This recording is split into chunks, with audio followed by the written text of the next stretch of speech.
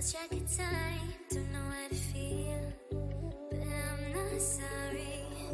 I'm lost in your eyes, are you even real? But don't you worry, I'm not looking for the one. No, I just wanna have some fun. So let's get drunk tonight, cause fuck how we feel. But for now, I won't give it all away, cause I don't think I'll stay. No, I can't be the only one who doesn't wanna fall in love. Doesn't wanna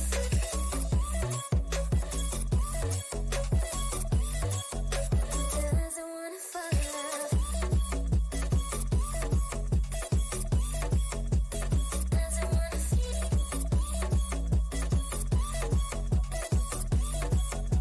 Doesn't wanna fall in love. May not see eye to eye, but we can be chill for just this moment. So turn out the lights and let's make a deal to just enjoy it. I'm not thinking about forever. I won't care if we don't end up together. Let's get high tonight, cause fuck how we feel, yeah.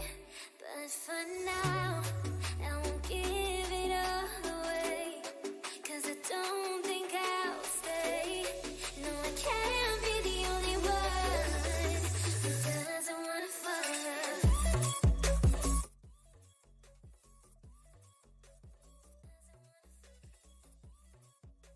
time, don't know how to feel, but I'm not sorry.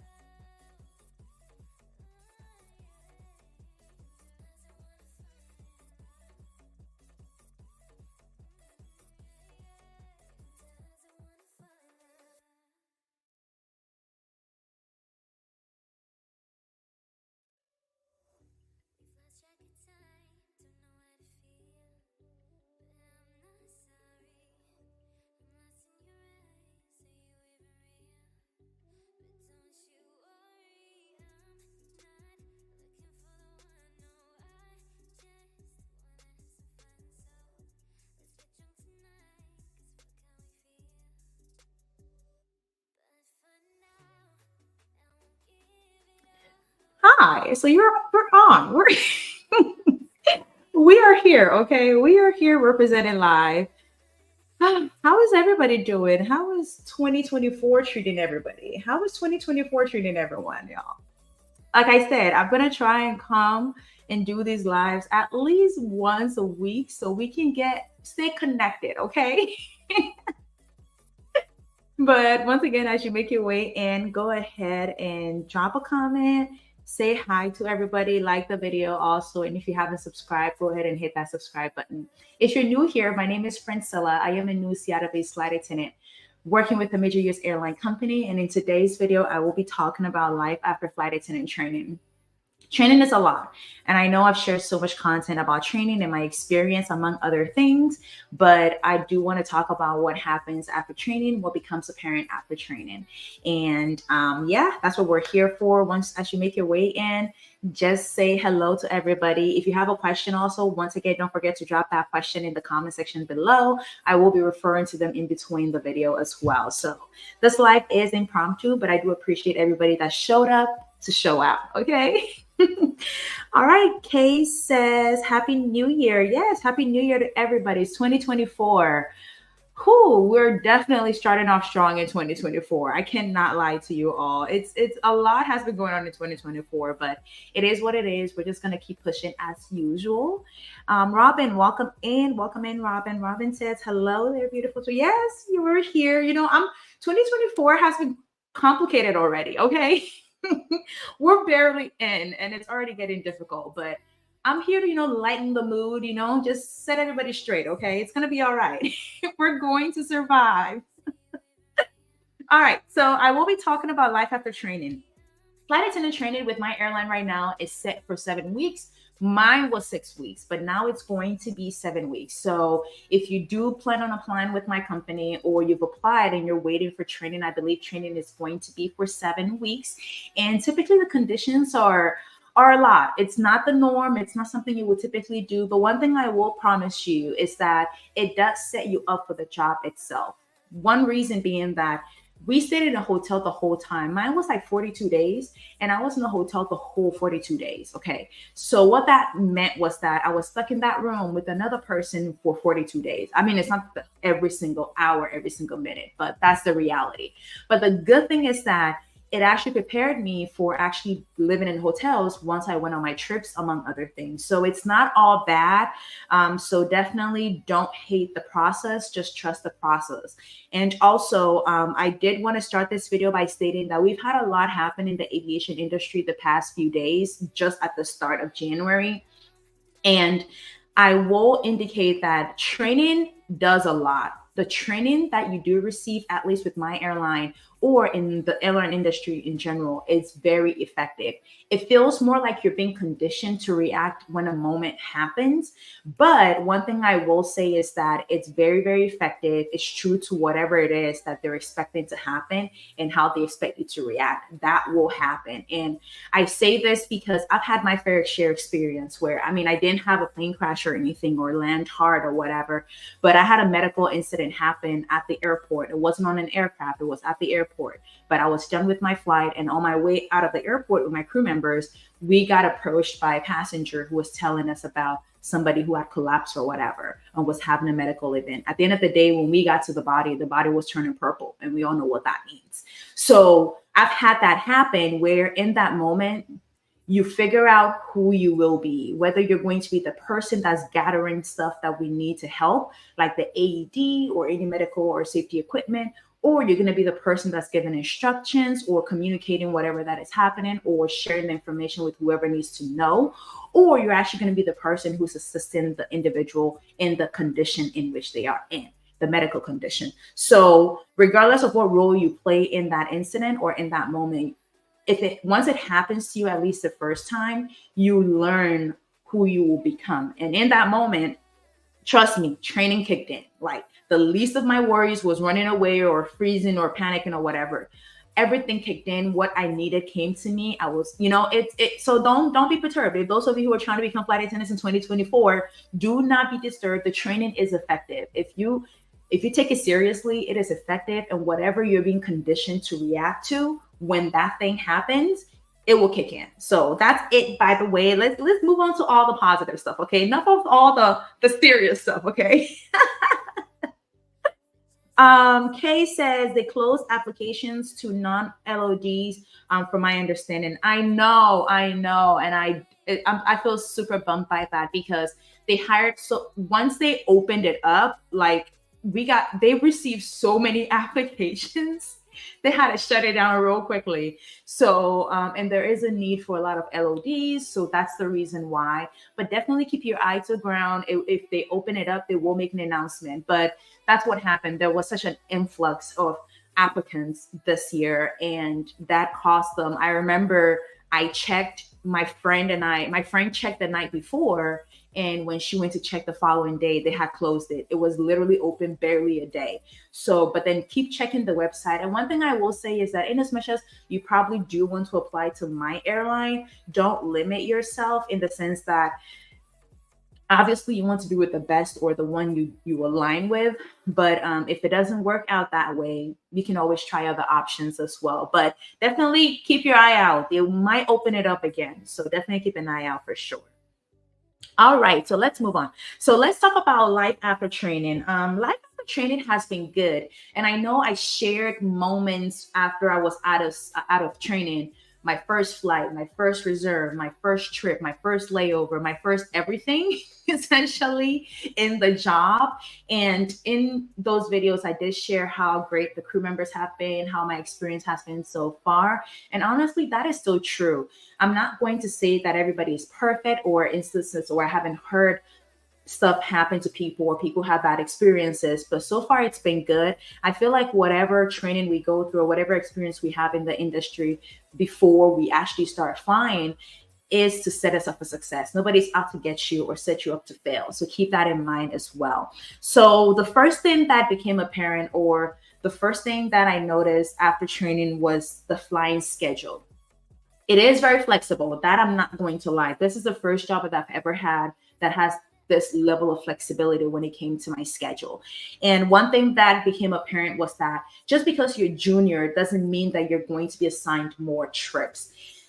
With the way that trips are assigned is based on the schedule value that the system, or schedule value, which is linked to operational needs. So if our system or operational system sees that based on the trend or the analysis, we need to schedule each person 70 hours this month, plus or minus whatever variance is there, then that's what everybody is entitled to.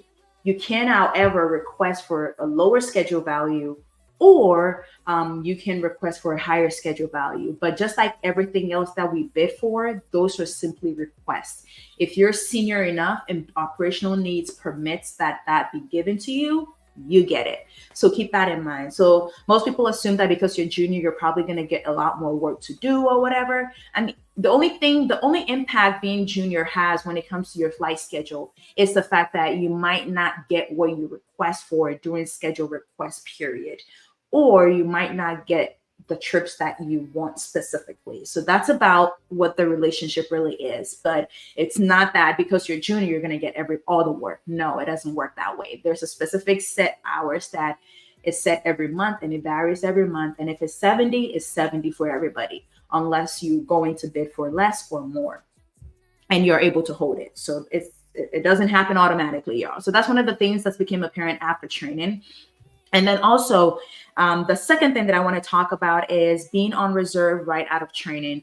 Some airlines actually put you on reserve for a long period of time right out of training. But for us, although right out of training you are put on reserve, our reserve is 6 days every month until you get to the seniority level where you're no longer assigned reserve, or operational needs doesn't require anybody or anyone to be on reserve, which is rare, which probably will never happen.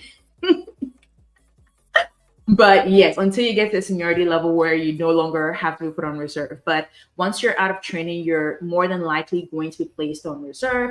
But one thing about our airline is that once you're out of training, they do give you 4 days to move and to figure out whatever it is you need to do. So while you're in training, if you figure out the base you're going to be assigned, if it's not where you live and you need to find a place to stay or to figure out how to make things work once you get to base, while in training is also a good time to start doing it, because once you're done with training, life after training, you only get 4 days to go home or go to your base or do whatever it is that you need to do. And then work starts right afterwards. So you don't get 2 weeks, 3 weeks or anything. So that's something you need to keep note of. Don't wait till the very last minute to try and work on things as well. So yes, you are more than likely going to be placed on reserve right out of training. But then with my airline, at least, it's only it's only 6 days every month. So it's not a bad bargain compared to elsewhere that you're on reserve the entire month for long periods of time. So definitely keep that in mind as well. Let me check the comments real quickly just to see what we're saying out there. Hey, Jimmy. Jimmy says, what places are you planning on visiting this year? So I actually had plans of taking a trip once every quarter. However, I changed my mind. I think what I'm going to do is I'll probably definitely go back to Ghana because that's where my family is. I'll probably take another trip. It'll probably be one or two trips, depending.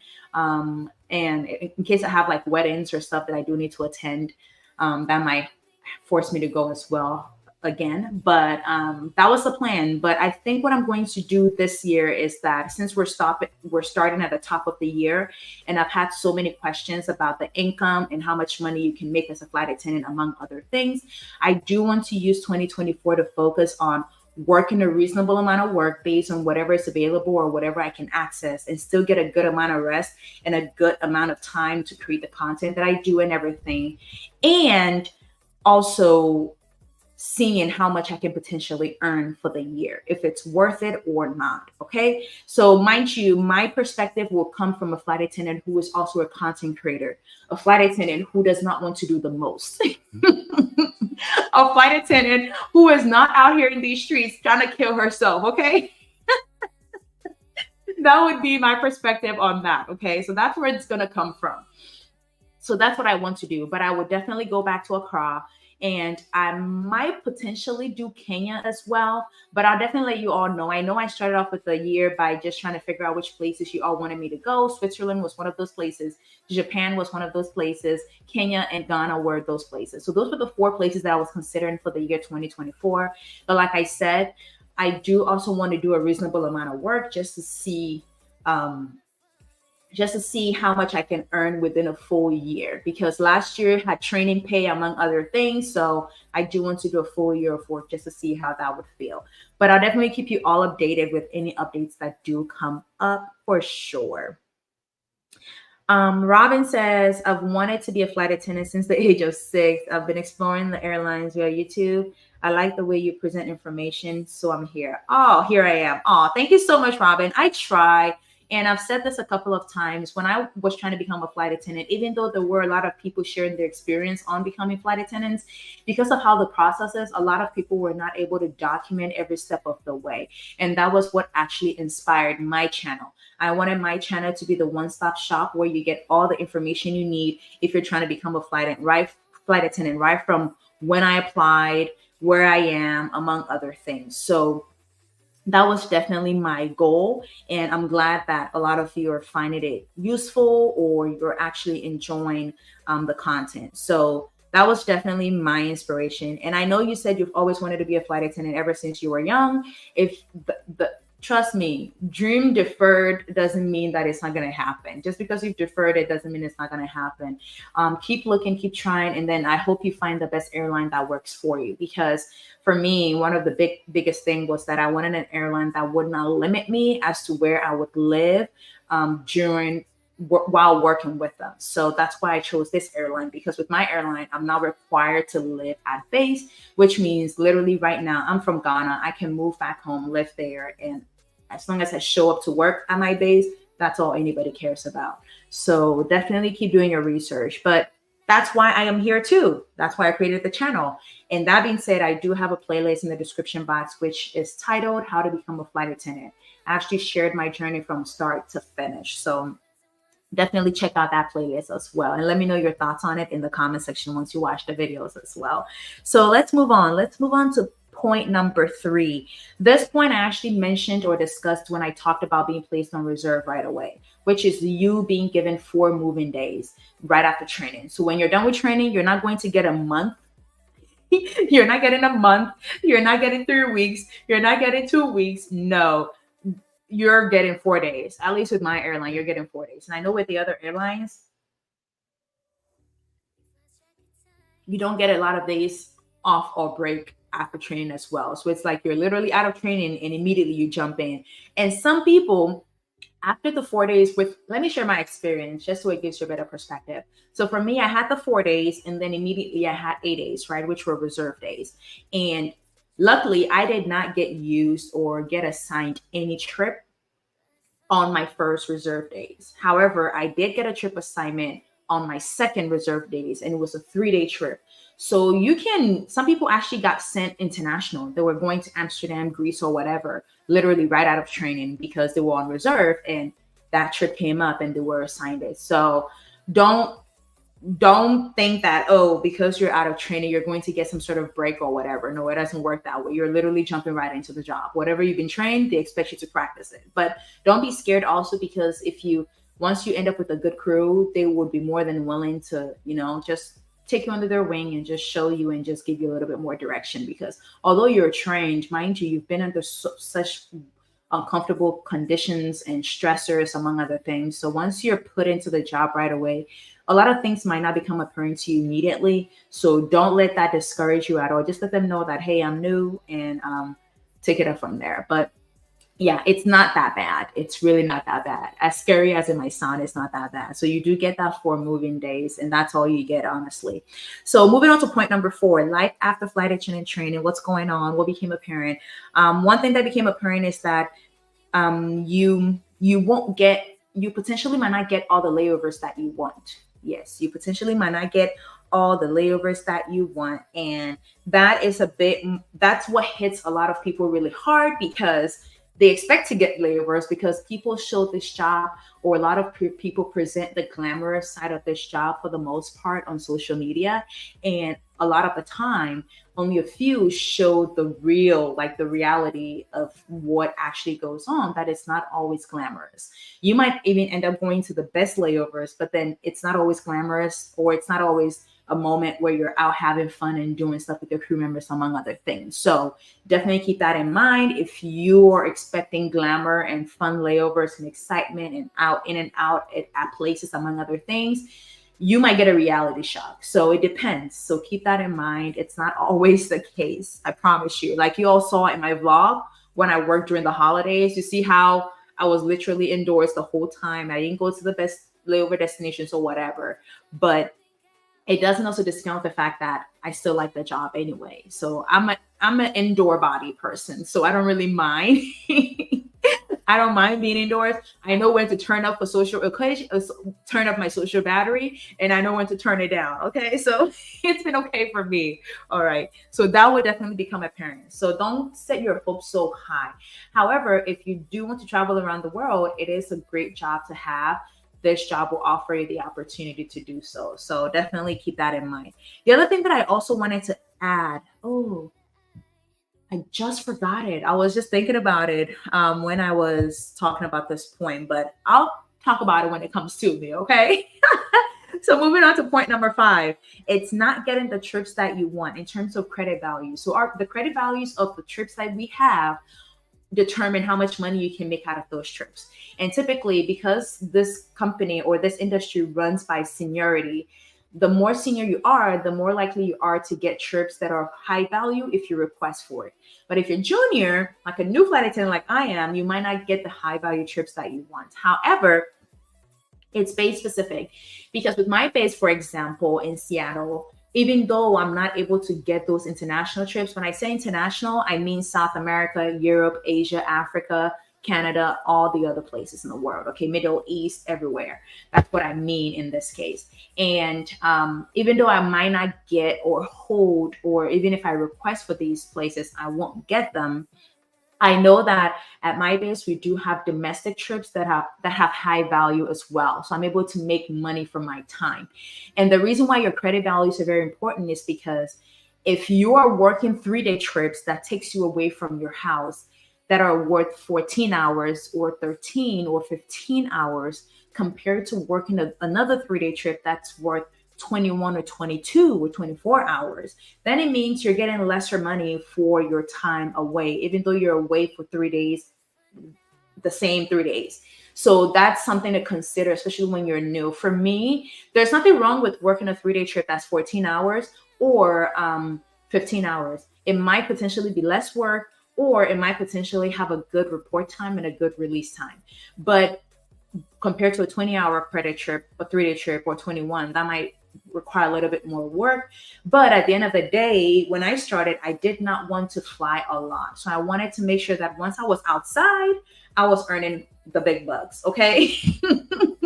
That was my goal essentially. But typically the trips that have those high credits also might not necessarily have a good amount of time for your layovers. So you might work a 21-hour trip and only have 11 hours of rest for both layovers, so then you're not able to go out or do anything. So you have to find a sweet spot and figure out what works for you. For me, I made sure that I worked a lot of those trips when I first started because I did not want to fly a lot. That way I can have time away from the aircraft, okay? And it's funny because once you start working on an airplane, the last place you want to be is on an airplane on your day off, y'all. I tell you, I promise you. It will take effort to get yourself out there. Okay. The other thing that I did want to talk about, point number 6, was adjusting to flying. Y'all, it was, well, it was hard because I did get motion sickness and everything. Like I would feel nausea and everything. Like it was not the best. But then again, I spoke to a senior person who told me that I should give myself a month, 30 days straight, and I will be all set and all good. And truly, by the third week of flying, of being on the line, third, like the first month, so the third week of the first month, it was gone. It was like my body just whoop, got used to it and it was all good. That is not to say that if I eat certain things that do make me sick, I don't get sick. I do feel sick a bit if I eat certain things, especially when you're flying on an empty stomach as well. So do pace yourself and try it out a bit, like fill it out, pace yourself. If let's say the first month you do 90 hours, try doing 100 hours the next month. Don't just jump in and start doing 140 hours or 160 hours a month. No, pace yourself a bit because you have to give yourself time to adjust. Mind you, you're not eating properly as you would want to because you're away for longer periods of time, especially if you're commuting, and especially if you don't meal prep. So there's a lot of factors that do go against you. So take your vitamins and take care of yourself and just adjust. Give yourself time to adapt. These trips are not going anywhere. Okay. These countries are going to be where they are. Okay. So just relax and take your time. Don't rush yourself. And then also, you might feel some discomfort due to altitude change, among other things. You'll start to bloat. You have to make sure you're drinking lots and lots of water. You do dehydrate quicker while you're in the air compared to when you're on land. So keep that in mind as well. Make sure you're drinking water. Even if you're not, don't wait till you're thirsty to drink water. If you feel thirsty before you drink water, that's a problem. Just keep drinking. Drink that water. Drink your vitamins, whatever you need to add to your water to amped up the vitamins or the nutrients you're getting, please do it. Take care of yourself because you're going to burn out, break down, and hate the job and quit. Okay? And we do not want that. All right, let me take a look at a few of the comments real quickly. So I have Barry. Barry says, do we get transport to and from the hotel during training? Yeah. So everything that at least with my airline, anything that has to do with training, the company is covering it. So your stay, transportation, everything. There's a whole session on your day one about this process. So definitely just read your emails and you will get all the information. One thing I do know is that the only thing that I was responsible for when I went for training with my airline was my feeding, me finding food and buying food and eating. That was the only thing I was responsible for. Everything else covered by them. Do read the prospectus when they send it to you. Whatever instructions they give you as to what you're supposed to come along with training, do follow it. I do have a live video on what I packed for training as well. And then also when you look at the playlist that I do have on my flight attendant training, the first video for my flight attendant training actually details the process and everything that I went through with regards to training. So definitely check those out as well. The Barry says, what about food? How did you survive during training? I asked since we will be in hotels. Yeah, so one thing I did not do was be able to cook because the hotel that I was at, if you end up at a hotel like the Embassy Suite by Hilton, no, not the Embassy Suite. Some of them do come with a kitchen area and everything, but if you don't end up in a hotel like that, I think some of them come with a microwave and still you have a refrigerator, and some might come with a cooking, like a stove or whatever. But for the most part, the hotels that we found ourselves in did not come with any kitchen access. So I had to Uber Eats, DoorDash, and then also the training facility had a cafeteria where food was sold. And the food was really good. It felt more like homemade meal. So it wasn't bad at all, but you're going to have to buy it. And it was not cheap. Okay. So I ate out the whole time, 42 days, y'all. 42 long days. So I definitely had to purge myself once I got back home because I did not have any home cooked meal. But like I said, the cafeteria at the training center actually had meals that were really good. They had fruits and stuff that were available as well. So you do get access to food. You do have to buy it yourself. And the moments that I did not go to the training center, I ordered food from outside. So I bought from American Deli and other restaurants as well. So keep that in mind. You're definitely going to be eating outside unless you know somebody who lives here that can bring you some home cooked meal, or you have family that you can go to for that. But I ate outside. I did hear though from people that have been in training in the past that they actually were fed, like they were given food at some point during the training process. But during my time, there wasn't anything. But one thing about this industry and with regards to training is that they're always refining things. So they try things out. Like with me during my time, I got the opportunity to select the base that I wanted to base the base at before I went for training. So things change, and that wasn't the case before. So things do change. So whatever I experience might be different from what you experience. But I do know that some hotels did offer breakfast as well. So depending on which hotel you find yourself, you might get that free breakfast. But sometimes based on the time for your class, you might not make it for breakfast at the hotel. So it depends. It's all up in the air, but you do have the freedom to buy food from outside and order food from outside if you want to. So you're not going to be starved or anything, but cooking might not be an option for sure. The Berry says, thank you. I start training in a few weeks. Well, congratulations, the Berry. Congratulations. All the best at training. It is a lot for sure. But like I said, it does set you up for success. So it's definitely not, it's good. You'll be all right. It might seem difficult, but you'll be all right. Let's just put it that way. All right, so moving on to the 7th point. Once again, as you make your way into the live, go ahead and drop a comment, say hi to everybody, share your thoughts. If you have any questions, also drop it in the comment section below. Those of you starting off 2024 by going for flight attendant training, good luck to you all the best. I do have a full playlist on my training experience. I dropped the video for each week. I started off strong in week 1. I was trying to do a daily update with you all, but once the stress and everything started to hit, I was like, no, we're gonna have to tone it down. It's gonna have to be a weekly thing. But I do have a week update for every single training week experience that I had, and I shared my experience as a whole, my stress level, anxiety, whatever it is that I was going through. I did share that, and that playlist is in the description box below. Also, those of you applying, I heard they closed it and now they're opening the application process to only LODs, which means language of destination. So sometimes it's Spanish, it's Italian, it's Dutch, depending on whatever language they're looking for, or German, depending on whichever language they're looking for. But I will say keep an eye out. I know other airlines are hiring as well. So even if you don't get your dream airline, which is my favorite airline, there are others out there too that you can apply to. Okay, so definitely keep an eye out and don't be discouraged. When it's your time, it's your time. I spoke about this in a video that I'm going to post soon, but I had 3 opportunities to become a flight attendant, and I never went ahead to do it until now, which was in 2023, and now we're in 2024. So if it's meant to be, it will be, I guess, if you want to put it that way. I had 3 opportunities here, so definitely. Hi, LG. LG says, yeah, right now on their application, it says some meals provided. Oh, that's really good.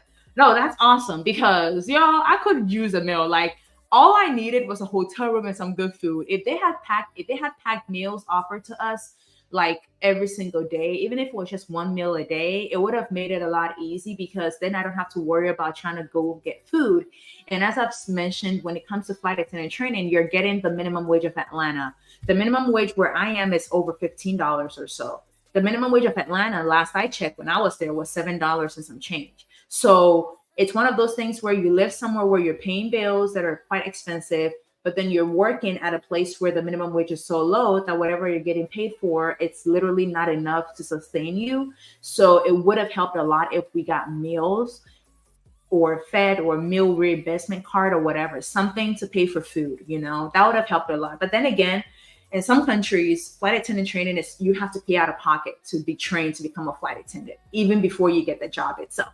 So if it's free for us, I guess I can't complain. It is what it is, okay? Thanks for that comment, LG. Once again, as you make your way in, hit that subscribe button, like the video, and drop a comment. Also, this is the one opportunity in the week to find your girl to ask for your questions, okay? So if you have a question, drop it in the comment section now or forever. Hold your peace till next week, okay? Nelson says, I reapplied. However, I believe that the recruiters see that I was not hired on my profile and immediately get rejected. Do you think I should create a new profile and see if that works? So you getting rejected might be for several reasons, because I know that at some point they had to cut. The thing is that once they open up the application process, right, if a lot of people apply and they get an influx of so many applicants, they tend to raise the bar as to what they're looking for criteria wise. So let's say they're looking to hire 1,000 people and 30,000 people apply, right? Then they might, certain things that they might overlook, they might not overlook anymore. Maybe your name is spelled wrong. I don't know. Maybe not your name being spelled wrong. Not even dramatic. Ignore. Maybe there's something in your resume, or you missed the point, or you didn't answer something properly. So they become more picky with regards to what they're looking for. So that might be the case. It might not necessarily be that, because I know people that applied 5 times and got hired on the 5th time. So yeah, so that doesn't really say much in terms of whether that's the reason why you got rejected, or if you need to create a new profile or not, because some people applied for 10 years and they were doing it every single year until they reduced the reapplication date to be lesser than it used to be. I think initially you could only apply once a month or once every 6 months. And I think they changed that last year. I don't know if it's the same thing this year, but that might not necessarily be the case. You might also want to take a look at your resume, just review it to see if you dotted all your I's and crossed all your T's as well. And also, one tip that I will share in this video with regards to applying is that when you apply for a job, customize your resumes. Don't use the same resume you used to apply for a job at, let's say, Burger King, to apply for a job to become a flight attendant. Don't you, like for me, when I became a manager, the resume that I used to apply for that position was not the same. Well, it wasn't the same as the resume that I created to apply for the flight attendant position. So know what job you're applying to and applying for, and then also customize your resume to tailor or to meet the needs of that job application. What that means is that review the job application, look for keywords like what kind of skills you're looking for, what kind of expectations they have for you to be able to do this job, or qualities that they expect you to have to be able to do this job, and tailor your resume to meet that need. Don't just use a blanket resume and just push it out there. Always customize your resume to suit the job you're applying for. So that's just a bonus tip on that for sure. But you can go ahead and create a new profile just to start afresh or whatever with a new email and everything, if that makes you feel comfortable. But just know that there are people that applied for 5 years and actually got it in their 5th year. Somebody actually applied twice the same year. So keep that in mind. And the other thing also, like I said, once they get a lot of people coming in, they might potentially just become more picky and just reject people for the sake of the fact that there are too many people to review at all. So then you're out. If you didn't apply within a certain time frame, you're out, regardless of whether you qualified or not. So, and then the other thing to notice that don't be discouraged. Just because you get rejected does not necessarily mean that you weren't good for the job or for the position. It might be for the reasons that I just spoke about. So it's not always you. Okay, just keep that in mind. Robin says, do you have to share a room during training? Yes. So I had to. I don't know if they're going to change it now, but I had to share a room with somebody that I did not know. However, they allowed us to take a psychological test, like a personality test, and based on that, they did the pairing. So for me, the person that I ended up sharing the room with had lived in Africa for like 9 years. I'm from Africa. I'm from West Africa, Ghana. So the person that I lived with had lived in Africa for 9 years. So we're actually coming from Africa to do the training. And they were around the same age group as me. They were an early morning person. I'm an early morning person when it comes to work and going to work and going to training, but not on my personal days, okay? But that's just a side note.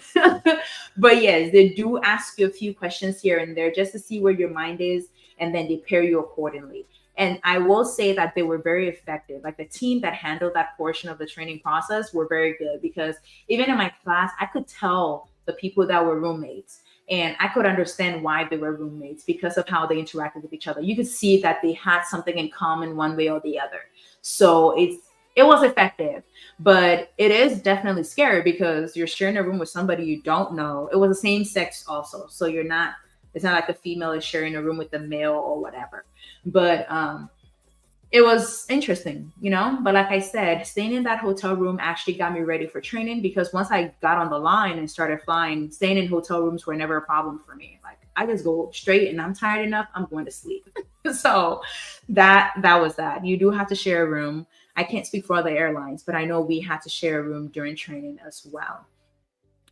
Ricky Jones says, God bless you. Thanks for your videos. Thank you so much for watching, y'all. Like, my growth has been steady, but I do appreciate the fact that I've created a niche, or like a small group of people that actually enjoy the content that I do provide and actually watch it. Because whenever I look at my analytics, it shows that you all are watching the videos. So I do appreciate you all for that. Thank you so much for the support. Jessica says, I love your videos. Happy New Year, Jessica. It's been 2024. It's coming with a bang, but as usual, we're going to make it through. We are going to survive. We survived 2020, we're going to be okay. Okay. I got you. I decided to pursue this career last March. Do you have an opinion on starting with a regional or waiting for your dream airline? So I do have a video literally scheduled. It's funny you asked this question, Jessica, because I do have a video literally scheduled to be posted tomorrow about regional versus mainline airline, like the whole debacle, the whole debate. I talk about it. And my opinion on whether you go regional or mainline, which you would hear from that video that's coming out tomorrow, I promise you, it's coming out tomorrow, is that regardless of which side you go with, each side has a benefit and a disadvantage. Quick example, if this helps you. If you're more concerned about making more money and earning as much as you can as a flight attendant, mainline pays more. So that solves that question. But there are other factors or other things that regional offers that some people do like. For me, my this decision-making factor when it came to choosing an airline, I didn't even know there was a regional versus mainline. I just went with whichever airline that had service to my home country, which is Ghana, Accra. So that was it for me.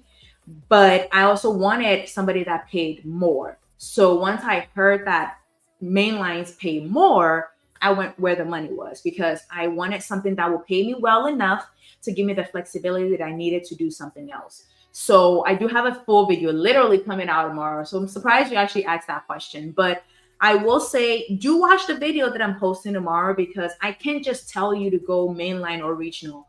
There's several factors that each offer, and you have to do research. I do have a link in my video where you can go to, and it actually tells you the difference between the two in detail, and just make the decision based off of that. Just compare the two. And then if you do have any questions, go ahead and drop it in that video, whatever. But if you're looking for, if we're talking about the money, because we all have bills to pay, y'all. We all have bills to pay. We do want to travel across the world, but we all have bills to pay. So if you're looking for the airline that's going to pay you more, mainline typically pays more. And right now, I believe my airline is paying the highest, and it is a mainline airline. So keep that in mind. Where I even did a video about flight attendant pay and everything, and how much you can potentially earn with my airline. And we're scheduled to get a raise this year as well. So whatever, I think right now the base pay for my airline is $33.81. So if we're getting a raise, it's going to be more than that. So keep that in mind. But interesting you asked that question, Jessica. There's a video coming out just specifically for that conversation tomorrow. So definitely keep an eye out. Nelson says, thank you for the info. I'll keep trying once the position is up. Definitely. So definitely be up on it. If you have to set up a notification on the job portal, because they opened it at some point and literally closed it the next day, like 24 hours, and it was shut down because of so many applicants coming in. And if you don't know and you're trying to become a flight attendant, the industry is very competitive, especially with my airline right now, because they are paying the highest right now. And a lot of people are applying. At the time when I applied, they had like 100,000 applications, and they only hired like 1,000 or 2,000 during my wave. But throughout the year, they hired about 6,000 people. So yeah, it's a lot of people coming in. So they get picky. The more people that come in, the more pickier they get. So keep that in mind as well. So moving on, I spoke about adjusting to flying. Yes. So definitely pace yourself and get yourself the opportunity to adjust to the flying. The altitude change, you might not feel the pressure changes and everything, but when you start to feel pain in your joints, like your elbow, your knee, your wrist, or whatever, that's all like the pressure changes, among other things. If you put a water bottle on an aircraft and you take off, as you're landing, it compresses down because of all the pressure changes. And think about it, your body is going through all those changes as well. So you have to pace yourself when it comes to working so much.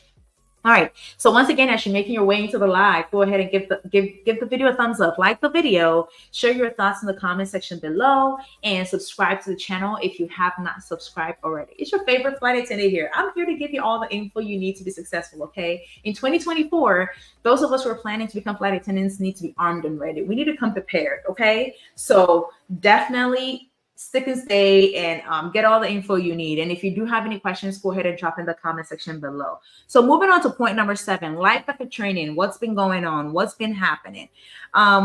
Figuring out how to meal prep. Meal prepping is critical. Like, I know when you're commuting, it might be hard among other things, but if you can meal prep.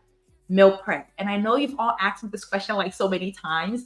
I do plan on creating a video on sharing some of the things you can meal prep in terms of dinner, breakfast, and snacks, among other things. And when I say meal prep, I'm not talking about snacks. I mean, like veggies with meat, pork chops, like real food, hot meals, like real dinners, real breakfast. That's what I mean, like the real deal. And I do that. And it helps you a lot because it means you always have food on hand and you have food that you know what's in it. When you're eating those airplane foods, when you're eating out, you expose yourself to so much more. And I don't want to end up with any food poisoning. Okay. I don't know about you, but I don't want to end up with any food poisoning. So I try as much as possible to bring food that I prepared. Even if I don't feel like eating it and I do eat out, at least I have a meal on hand. Because sometimes you don't know. Like these days, you might think you're going to be gone for 3 days. The next thing you know, you're gone for 6 days or more. So a lot is up in the air when it comes to this job because anything can happen. And we depend a lot on the weather. So if the weather goes south, you might be going south with it. So you do have to make sure you're ready and prepared. And eating well is a huge factor. You have to make sure you're drinking water, you're taking your vitamins, and you're eating good food. It's so easy to get caught on just eating snacks and just eating junk food because that's what easily accessible, but you have to try and put in the effort to eat well. You have to make a conscious effort to take care of your diet. I'm not saying we're trying to be thin or lose weight here, but just eating well in general and making sure you're getting the protein, the carbohydrates, the fats and oils that you need, like the essential nutrients that you need for your body. So definitely keep that in mind for sure. So life after training, you do have to figure that out. You do need to get your lunchbox.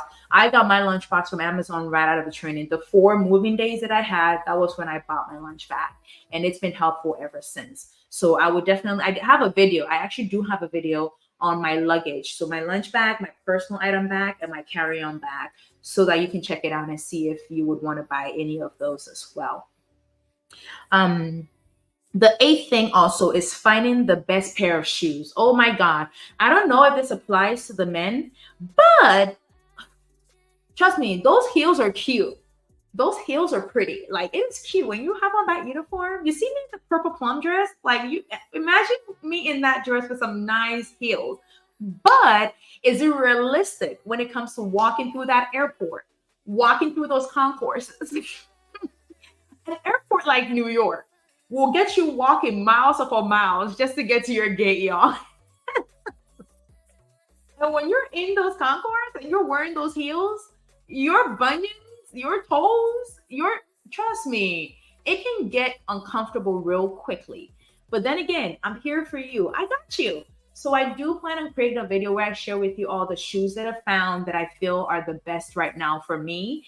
And figuring out the shoes that are best for you will have you buying multiple shoes. I think I've bought 5 shoes. Since I completed training, I had to buy 5 different shoes only to get the best 2 out of it. Well, 3 were good. The other 2, I could not. 1, I wanted to burn. Another one, I just had to give it out because they were cute, but they're not the best for you in terms of comfort, because you want to look good, you want to look cute, but you also have to put yourself in a situation whereby your feet is not on fire while you're just an hour into your rotation or 2 hours into your rotation. So it took me buying 5 different shoes just to find the best 3 out of them. So I will definitely create a video and show you all these shoes. The one that I got that is the best so far was a bit pricey for a pair of shoes. So brace yourself. It might get expensive, but it's worth the investment. And before I made the purchase, I had other flight attendants, those that were junior, those that were mid senior, and those that were super senior. And when I say senior, I'm not talking about age, but individuals that have been in the industry for a long time. So I did ask across board, and a lot of them, all of them actually gave great reviews about that particular shoe. So you're going to go through some shoes, but choose comfort. I promise you, it's pretty to be in those heels. But if those heels are not comfortable, yeah, no, your knees are going to be hurting, your toes are going to be hurting. So definitely think about that. Okay, consider that wholeheartedly when you're buying your shoes. And don't be disturbed when you find yourself trying multiple shoes, because it will happen. It will definitely happen. I promise you, because I went through a couple, y'all. I went through a couple just just to find the best one. I had to go through a couple. So keep that in mind as well. All right, let me just check the comments real quickly just to see if I have any more comments here. All right, so Nelson, thanks for your. Okay, yeah, I already read that one. And then LDB says received CJO with SkyWest and Envoy. I've been thinking over the pros and cons for each company. Now I have to contact one company. Advice, what to say to a CJO if I'm turning it down? Oh, just say, unfortunately, you're not able to accept it. It's very simple. Like, honestly, you can literally give them the same response they give you when they reject you. Just to thank them for the offer, and then just let them know that unfortunately you will not be able to move forward with them now. Yep, that's a good one. That's a good one. But yeah, at the end of the day, I'm glad you got two actually. That's really good. Yay to you. Trust me, it is hard. It is hard out here in these streets. But it's one of those things where just tell them that unfortunately you won't be able to accept the offer right now.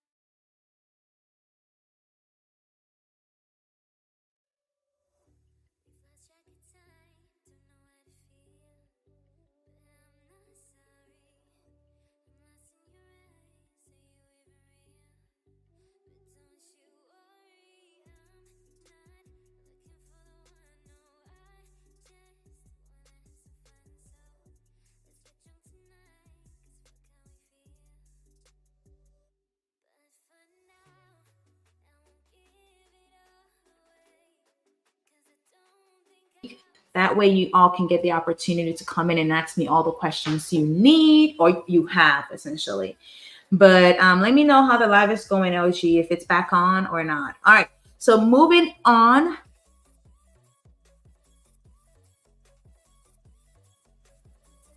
Did you all not hear me? Let me know what happened. Were you not able to hear me? Sorry about that. If you were not able to hear me. Perfect. Okay. So moving on. The other thing, the ninth thing that I do want to talk about is dealing with the commuter life. Commuting is hard, y'all. Like commuting, whew, commuting can be hard. It can be difficult and it can be expensive. However, I do know people that do it and are surviving and making it happen. So if where you live is not a base, then it's quite unfortunate. You probably eventually will have to move to whatever base you do end up, because I feel like you can commute, but sometimes it just adds on more work. Commuting becomes like another job that you're not getting paid for. And I'm not against it, especially if you don't have a choice but to commute. Like my plans to move back to Ghana, for example, if I do move, then I'm going to be commuting essentially, you know? So it's one of those things where I'm not against it, but it's also one of those things where it's like, if you can avoid it, avoid it. But that also becomes hard after training. I know people that ended up having to sleep at airports because they could not afford to stay in hotels or were just out of training, probably in debt, and could not afford airports and were at a base where crash pads were not available or could not get a crash pad or could not even afford a crash pad. So they were forced to sleep in hotels. So it can be a lot, but just be mindful and also just know that it gets better eventually, because typically when we start off as flight attendants, you're getting the minimum pay, which in our case with my airline is $33.81, which is high, but then it's high for a reason, you know, to cover up for all the other times that you're probably not getting compensated properly for. But it's still high compared to others for sure. And if you do the work, you can earn good money. But if you're commuting, that adds on an additional expense. So you might be making money, but you might not be able to see the money because you're spending it on so many other things. So definitely keep that in mind for sure. But yes, so the last and final thing that happens or you have to get used to when it comes to training is adjusting to the lifestyle as a whole. It is different. It is different. It is not your typical 9 to 5, y'all. You have to, if you're not a patient person, you're going to need patience. You're going to need a lot of patience, because when you find things getting canceled, especially for me, because I got on the line during summer and it was crazy. There were cancellations, reroute, like it was chaotic. It was chaotic. But it's one of those things where you got to have patience and just go with the flow. You just have to get to the point where you don't take things too personally. If things are going wrong, just make sure you're paying attention to your work rules and making sure that nobody is not following the legalities that applies to your rest or applies to your money. Okay. Because this job is a total lifestyle change. You're forced to meal prep if you don't like meal prepping, if you don't like eating out, if you like, there's so many things that if you don't like, you might have to like or get used to. But it's definitely a lifestyle change, but it's doable. So it's not a difficult thing to adapt and adjust to as well. But it's definitely a lifestyle change. But it's also flexible. Like right now, I've been on reserve for the past 3 days. The first day I got airport standby. So I had to go to the airport, literally sit there and wait to see if something will go wrong in operations so they can call me to go cover a shift or a flight or whatever. That didn't happen. I came home that day. The next day I wasn't used. Today I'm not used and I'm here creating a video and making money elsewhere. So, and mind you, I'm getting paid for these 3 days. Obviously it's not a lot of money, but it's something compared to just staying at home. So if I have kids, I can spend time with my kids. Husband, boyfriend, partner, whoever you have, you can spend time with them. So it's one of those things where it's flexible in that regard, because I'm on duty right now. I'm on call, but there's nothing for me to do. I haven't been called to work. So I'm getting paid for my time, but I'm not working. I'm here chatting with you all. Okay. This is still part of the job. Okay. So I'm taking one for the team. Okay. But that's the beauty of the job. It's so flexible. And honestly, I feel like I found my purpose in life, y'all. You know how, because I've worked a lot. I've done a lot of jobs. I've been working a lot ever since I was young. And this is the one job, because every time I start a job, right? Literally like the first month, 2 months, 3 months in, I know I'm gonna quit this job one way or the other. At some point, I'm gonna have to let this job go. But that has not been the case with this job. So I feel like I found my purpose in life. Just be doing the most, but I thoroughly enjoy it. And I think somebody asked this question in my video, if I ever get bored being a flight attendant. This job is way too flexible for me to get bored. If I'm bored, I just fly less. If I'm tired of being in a plane, I just fly less. And I'm not getting scheduled a lot. So I'm not, if I'm flying a lot, it's because I'm choosing to fly a lot. That's essentially what it is. So if I'm bored, I just fly less, give myself space from the job, okay? Which you can do. So it's okay. If you're planning to become the flight attendant, it's good. If you get the right conditions, it can really be the best job for you. But if the conditions are not right, if you're in debt, if you didn't save money before training, if you're having to commute and you can't afford that lifestyle and you don't have a good support system, that's another thing. Once after training, even during training, you need a really good support system. Parents, family, like siblings, like you need a good support system, because the friend that I'm talking about, which I've said several times, I do plan on interviewing her or having her come on a live so she can share her experiences, that in her case, she had a good support system. She had parents that were supporting her. So you need that. You need somebody or people in your life that can support you, be motivating you, or at least letting you crash at their place, or supporting you with regards to money or paying for this and that. Because when you have that support system or that safety net, it protects you in a way, and it reduces your stress level a bit. So definitely keep that in mind. So you need a really good support system. That's very, very critical. Jessica said, I couldn't see or hear you for about the. Oh my God, you couldn't hear me for 13 minutes? Oh, wow. That's unfortunate. I said so much. No stress. Oh my God, so sorry about that. 13 minutes is a long time, okay? Thanks for sharing that. Oh my God, I apologize for that. Well, for part of that 13 minutes, I think I was talking about CJO, and then also I think it was a connection issue. So sorry about that, y'all. I do apologize. But I think it was when I was talking about, I think somebody asked me a question about swapping trips with flight attendants. You can do that. You can swap trips with flight attendants. It's a given. Literally, if you end up at my base, you can swap a trip with me, okay? But it's dependent on if the person wants the trip or not. So it's definitely a thing.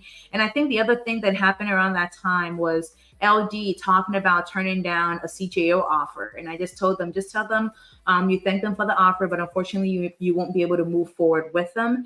And I believe another question was advice on saving money, where I talked about the fact that it's more so specific to you, in the sense that I saved enough to cover my rent for at least 3 months and my utilities and like money to spend while I was in training as well. And before you go for training, you might end up spending money to buy things just to get ready for training. So make sure you're going on the cheaper side and not spending too much money, because the training pay is not that good. So keep that in mind. And what else did I talk about then? Let me see. I think that was about it. But you definitely need to save money. You have to save money for sure. So make sure you have a good amount of savings there to keep you going, because once you're out of training, in between trying to adapt to flying, you might not be willing or able to fly a lot to make a lot of money. And if you're commuting, you're going to need more money. So keep that in mind. Jessica says, I love your energy. I also like the dynamic lifestyle. That's why I decided to pursue this old dream of mine. Do you see older ladies getting? Yes, yes, yes, yes, yes. There is no retirement age for flight attendants. So you can do it till the very end of time, okay? And when it comes to getting hired, in my class, I think we had the oldest person in my class was in her 60s, I think. Either in her 50s or 60s. Yeah, I think she was in her 60s or 50s. I'm not sure. But there's no age. Age is nothing but a number, honestly. As long as you're able to physically and mentally go through training, that's what it is. That's what they look out for. So there's no age discrimination over here. at least with my company. I can't speak for the other international airlines, but at least with my company, that's what it is. So there's no age discrimination at all. And Z says, yeah, so I spoke about saving money. So, oh my God, sorry about the cut and all that earlier. Oh, wow. I did not know that. Well, thanks for letting me know that. I guess we learn as we go. But yeah, that's it. Those are the 10 things that became apparent, life after training, how things are going. I still love the job. I love the fact that I can create content about it. And this is where we are, y'all. Thank you all so much for showing up. Final questions, final thoughts, final concerns, let me know. Also, if you haven't subscribed to the channel yet, go ahead and tap on that subscribe button real quickly. Y'all don't stalk us. Don't come here and get all this content and just move away or go away from here. Hit that subscribe button real quickly. And also, once again, if you have any final thoughts or final questions, please let me know. If not, I will see you all tomorrow. I do have a video coming out tomorrow. So please definitely let me know what your thoughts are on that video. But thank you all for showing up. I know it's impromptu. I will try as much as possible to schedule these so that you know ahead of time. I promise.